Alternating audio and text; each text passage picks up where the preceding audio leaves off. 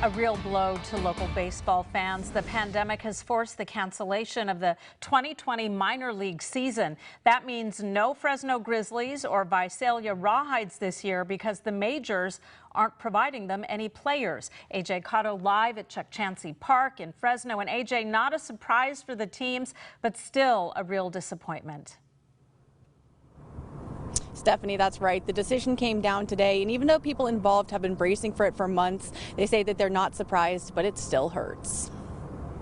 Officially over for the 2020 season. Something that was starting to have the writing on the wall, but when the announcement finally came, it didn't really make it that much more fun or anything like that. Sam Siegel's family spent several years looking at about a dozen teams before falling in love with Visalia and buying the Rawhide. This was going to be their first season with them, then the pandemic hit. Minor league teams will not be provided with players from the majors, so their seasons are off. Fresno Grizzlies president Derek Frank says they anticipated it, but it's still a heartbreaking announcement to make. Although the circumstances are tough and we'd rather be playing baseball, we're going to put this time to good use so that our fans can come back in 2021 to an even greater experience. The city rents the stadium to the Grizzlies, and Frank says they've been very supportive, pausing payments on their $500,000 annual rent. A city representative sent a statement reading, "We have been in constant communication with the Grizzlies since the COVID-19 pandemic began. We are talking about a variety of alternative payment plans but have not landed on one yet. Meanwhile, our support for the Grizzlies, their ownership and management has not wavered one bit." Frank says they were looking forward to bringing some positivity to a tough time.